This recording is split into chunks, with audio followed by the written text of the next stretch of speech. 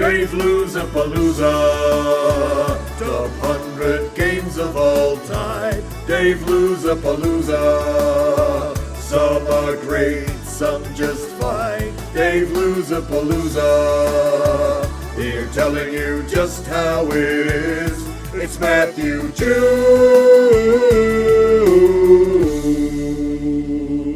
Hi everyone, welcome to the second part of my top 100 games of all times. With me is Matthew Jude. Hello, I'm Matthew, here. thank as well. you so much for joining me on this journey. Truly a great guy. I'm a great guy, great friend, single. Just saying, putting that out there. So Hey, by the time this airs, who knows? who? Yeah, well, I suppose anything start. is possible. Yes, let's start off with a mean game. So whoever you meet might just be thwarted away from you because you were so mean in Flip 7 with a vengeance. Interesting. Now, usually I would give the shout out in this top 100 to all of the games in the series, but this one is specifically Flip 7 with a vengeance. Yeah, it's better than the original. The original version was just friendly, where you're getting a card, and when it comes back to you, you just have to say, I'm going to bank these points, or I'm going to get another card, because you get the amount of points that you gather. But you bust, just like in blackjack, if you have the same card. So a 12 is worth 12 points. Yeah. It's great. And then you get an 11. It's like, wow, I've got 23 points. Then you get a 9 as well, and you have an amount of points. I'm going to stop doing the maths now. And you think, I've got loads of points. But if you get a second 9, you get no points. That's the joy of it. So I always end up with no points. But that's just the way I play these types of games. In the original game, you would be able to get bonus points, points that don't count towards the numbers, but you just add those points. This and then reverses you that. say pass. This reverses that. You actually get minus points that you're allowed to give away to anyone who already passed. That's one of the downsides we had with the original game.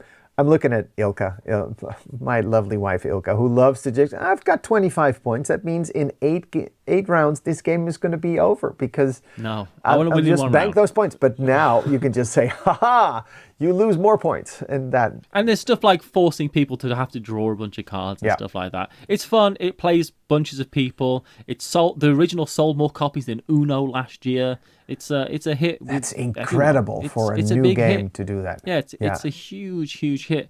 I do videos with some people, and it's like, what's the most played game of the month? It's always Flip 7. Yeah. Also, Every you month. you never play one game of this. Yeah. You like to, let's do it again. I've played this with big groups of people who hate playing games, but they're talking, just having fun, and I just start giving them cards. Would you like one more? Why? What do I need to do? Well, just if you get the same one, you bust. Sure, give me more cards. And before they know it, they're actually playing a game. Yeah. Lures you in. Yeah. Next one, Last Light, number 89. This is a 4X game using some Euro game mechanisms on a board. You're trying to win the game. Again, I make that reference. Yes, Matthew. But this is way faster than any of the games in the same genre, and I really love it for it. It's got beautiful components. I have the deluxe edition where the central sun actually has a light in it, so I can turn on the light. Great. It has a great table presence. Everyone's playing with these awesome miniature starships. It's a I really love 4X it. game at 2X speed, right? So you're trying to do all the 4X things: expand, exploit, extinguish, exsanguinate, exit, exist. All of those things that you do in those games. Exhibit. And DMX. You're doing all those things, and you're those games tend to take all day, and that's great. And people who play Twilight Imperium 4th edition, I know people who've said, oh, I'm never going to play that. They played it once and they go, oh, it's my new favourite game of all time. And there's nothing bad about those games other than they are not quite as approachable as something like this that gives a similar experience but in a short amount of time. That's the thing. I would love to play Zaya Legends of a Drift System. I want to say. I would love to play Twilight Imperium. I just don't know if I'm ever going to get the chance to do that. I could play this and then play something else. You know? Yeah. Play this, then play Bora Bora. Be great. Oh, Bora Bora is not on the Great list. game. I would need to remake my list now. Oh, Bora Bora. Stefan Feld, love you. So, Last Light, highly recommended. Also, if you've never played this game, you're still have a good chance. This is not one of the games that you need to play a ton of times to understand how it works. So that's also something about the other games that are in this series of games, where you could get dominated by experienced players. Yeah. Oh, you didn't know that you had to do this or that, or It's like, imagine playing a 9-hour game, then someone at the end saying, "Oh, by the way, resources at the end are worth points," and you're just like, "Okay, no one mentioned that." No one told me that. Excuse me, you lost this battle because you didn't have your elbow on the table. Wait, what? Oh, great. Let's continue. Another amazing game that was new to me, but this game has existed forever. Yeah. This is Magical Athlete. It just got is it a reskin or is it just the same game? It's reskin, yeah. I mean, the original artwork was fairly wacky. I think it was a Japanese game first, and then Z-Man did it about 10 or 15 years ago. One of my best board game experiences of all time was playing this about 10 years ago at Dice Tower Con. It's fun. It's just a roll and move game where you are strictly rolling and moving. But everyone at the start of the game drafts these different characters. The best character, of course, Big Baby, let's be honest. And they all completely break the game, all the rules. I get to move if someone else rolls this number. If anyone passes me, they trip over. All these, there's loads of these different abilities that change the outcourse of the rolling and the moving. And there's also spots on the board that you want to try to land on.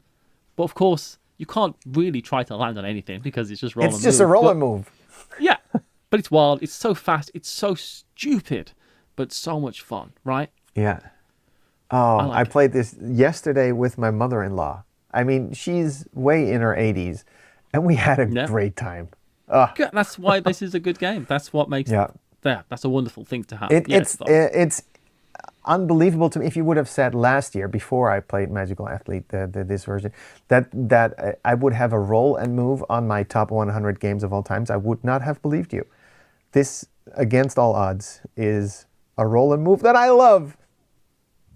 What's next? Magical Athlete. So let's move over to number 87, best games of all time, Gardlings. Gardlings killed Quacks of Quedlinburg. Oh, thank God. I'm going to say some wild things during this because I have opinions, and that's just my opinion, dude. All right, man. I hate Quacks of Quedlinburg. Why did you hate it? I really hate that So first, let me explain. If people have never seen how to play Quacks of Quedlinburg or Gardlings, you've got a bag of tiles or tokens, and you take one out in Quacks of Quedlinburg. You're brewing a potion. You've got this cauldron in front of you, and you're trying to put ingredients out of the bag. But of course, you don't know what you're picking because the bag is you can't look through it. And at some point, you have to buy new things that make your pool of resources better, so that at the end of a round you get the option to spend the coins that you've got to get better tokens, so that in the next round you can move even further to get even more points and even more coins to buy better tokens to get more and more and more as the game goes on. But if you draw a certain amount of these white tokens, you explode and you lose, and that if you do that twice at the start of the game, you just lose the whole game. Yeah, you just lose the whole game. And so how Gardlings is better is you're not just taking out ingredients and just moving yourself on the cauldron, but you're actually doing a little puzzle with these. You're trying to connect different sides of the tiles that you're placing, and the new tiles that you can buy, they have special abilities that are fun to puzzle with. So Gardlings is a better version of Quacks of Quedlinburg, and I would really tell everyone, because this is a game that kind of flies under the radar. I'm not sure if I like the way I can't even read the name of the game through the art. It's a bit busy. It's a little busy. But this is one that really interests me, and because I want to like Quacks more than everyone else likes it. more than I like it, and so this I want to try this a lot because I understand why it's fun. Yeah. So that is number 87, Gardlings. And number 86 on the list is boom, Alchemists. Oh, I want to play Alchemists. That's how I know that this is my top 100 games of all time. All the games I'm like, let's do this. You don't like Alchemists? No, I don't. But in Alchemists, you are an alchemist. Who knew? And you are trying to figure out. You're trying to figure out what happens if you combine specific ingredients. There are 8 different ingredients in the game that you need to go into the forest and find these ingredients first. So there's a whole mechanic around how to start actually doing your tests. And then there's an app, or you could have someone in the room that has a way of figuring out what these things mean.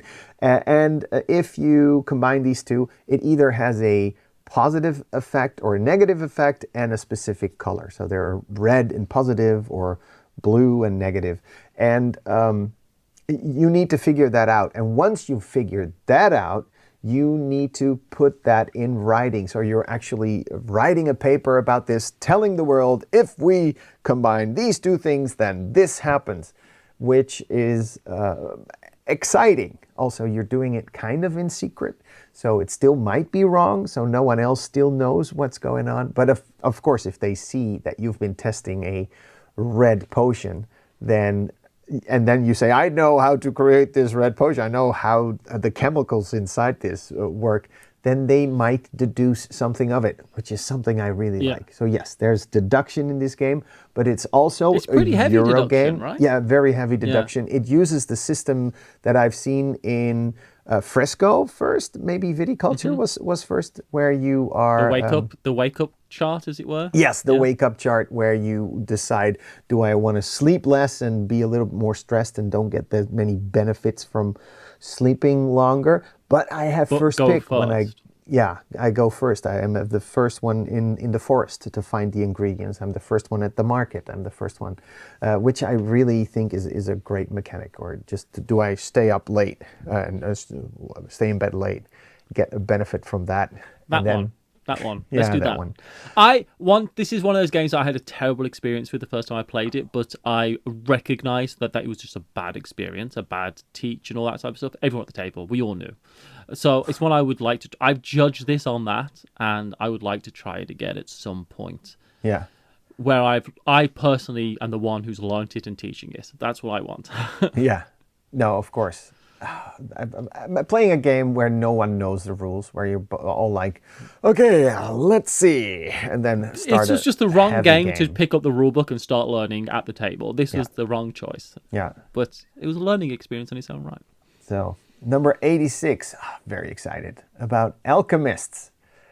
Let's go to number 85, which is a game that I think is best with a big group of players. It's Colt Express.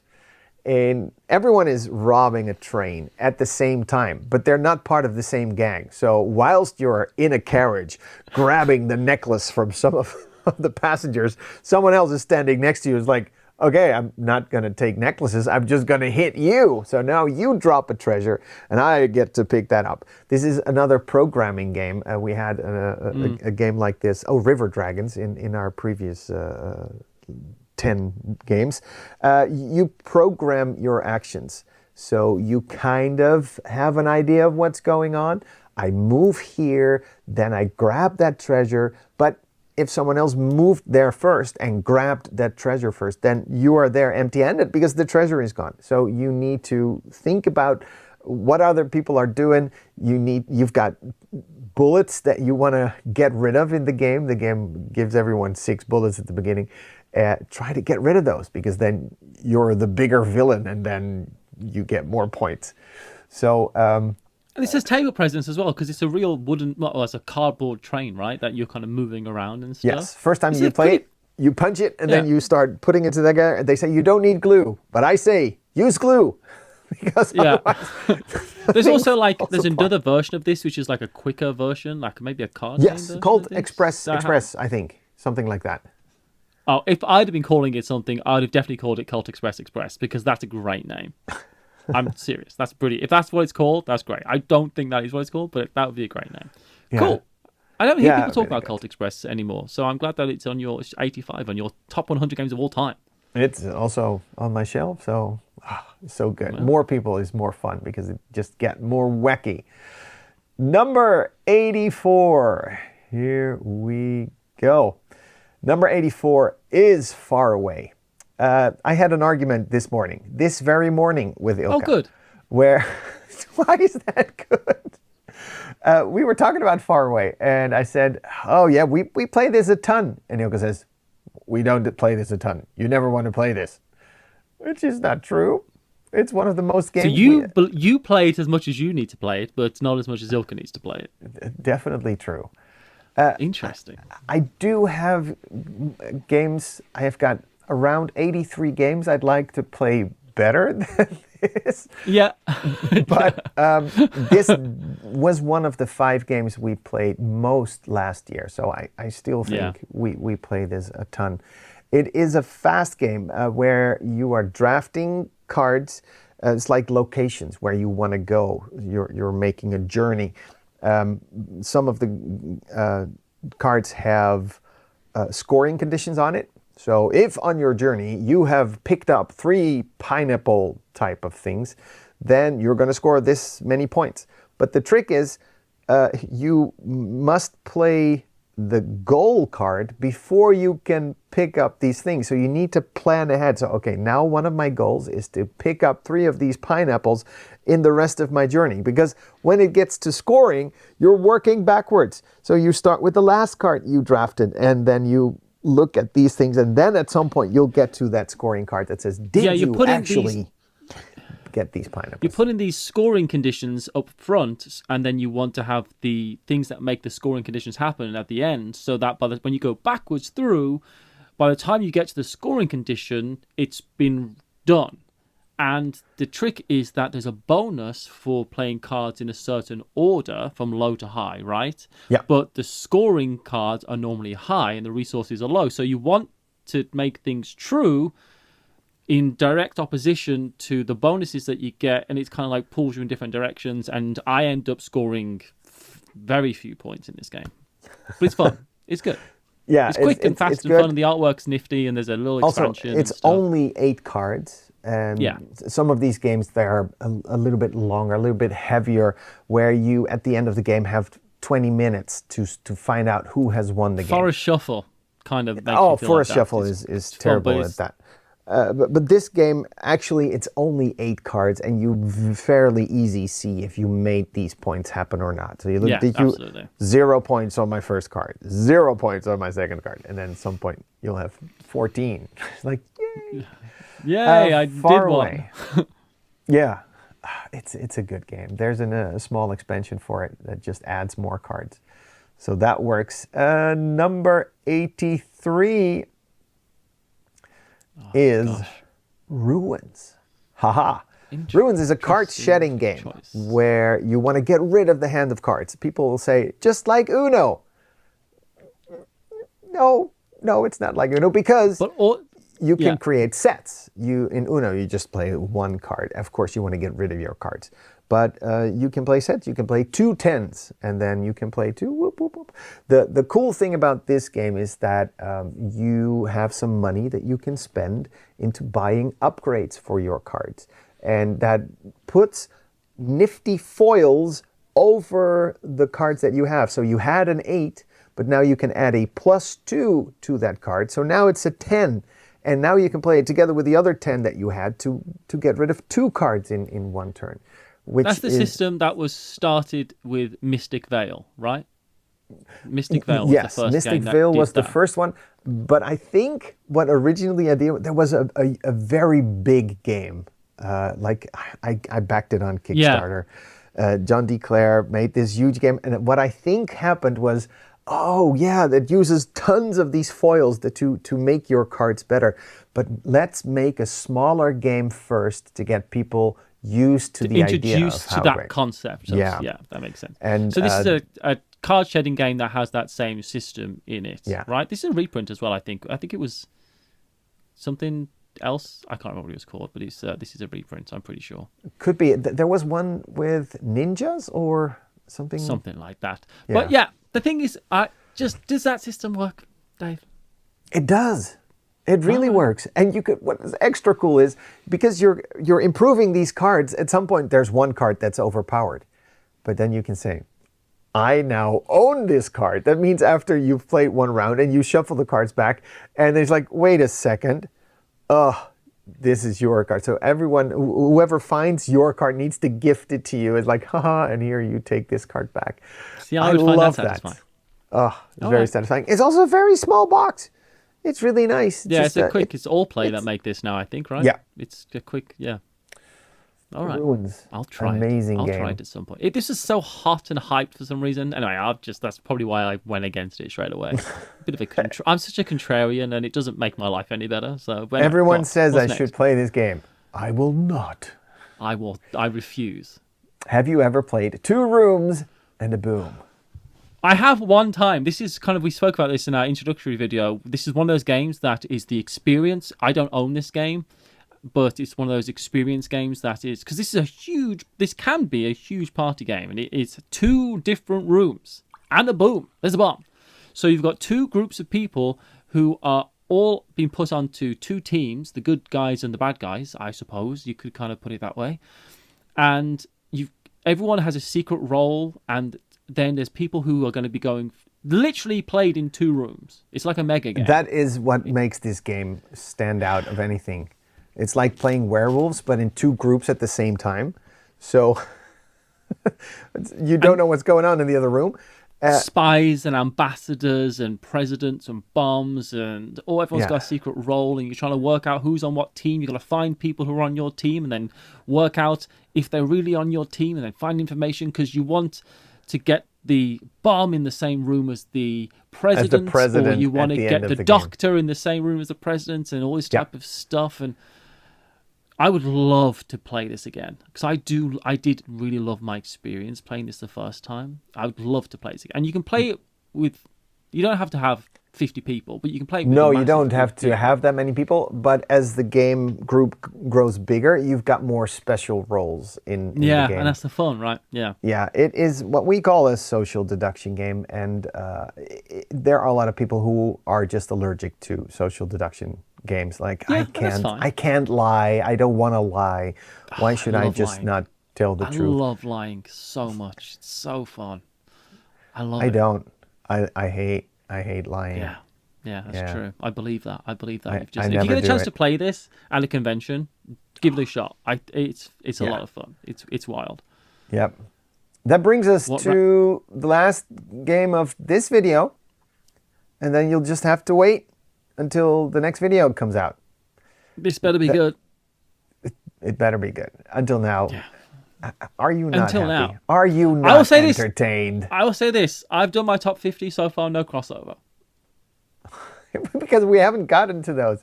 Imhotep, great game. Also, I've given you one veto.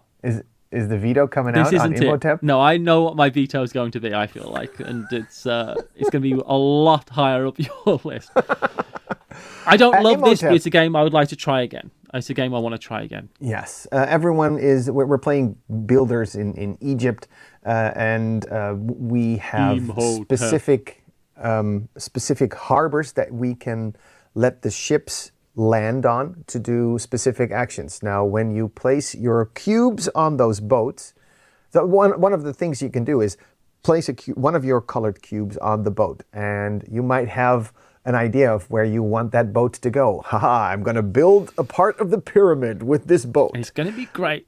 But anyone else on their turn could choose to not put one of their cubes on a boat, but instead sail one of those boats and not to where you wanted it to go. So you need to prepare. You need to make something look good, but not amazing, because then someone else will break that idea. It's push your luck almost, isn't it? In that way. Almost, but there's definitely strategy in it. There's planning in it. Even you explaining the game now, I feel like I would really enjoy this, but I just didn't enjoy my first play of this. But you explained the game, I'm thinking, yeah, that sounds fun. Maybe I was just in a... do you know what? I could have just been in a bad mood the first time I played it. That's always possible. Never play games when you have a bad mood. Well, unless you know the game is going to pull you out of it, which is a good chance. Very, very true. Very true. Playing games also has to do with who you are playing games with. And yeah. I've had some great games that I've gone... I've played some games I've really liked and then had played with a bad group, or it's just been a bad experience, and I'm like, I don't want to even own this game anymore. That was such a bad experience. And that... Yeah, that's disappointing when that happens. But yeah, a lot of time, that's the thing, right? We're doing like this type of list of people who do reviews for board games, is that the experience, you have to detach the experience to the game sometimes as well. I suppose. Anyway, let's go into the whole philosophy of all that.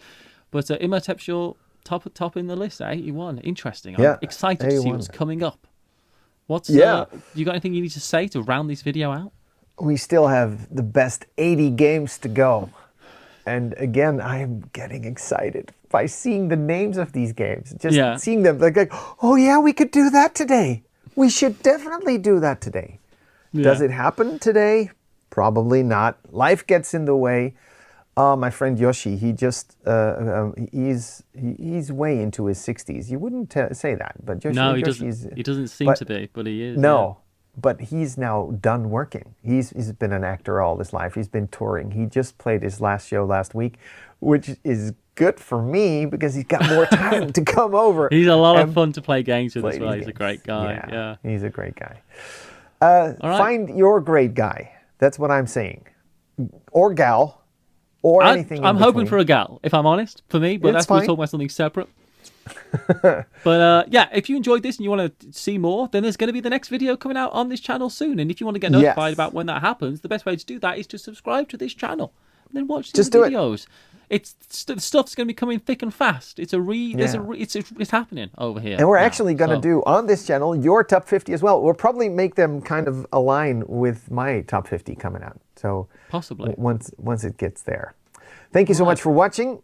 Like we said, next one coming up soon. See you next time. Bye, everyone. Bye-bye. Dave Luzapalooza, top 100 games of all time. Dave Luzapalooza, some are great, some just fine. Dave Luzapalooza, here telling you just how it is. It's Matthew Jude.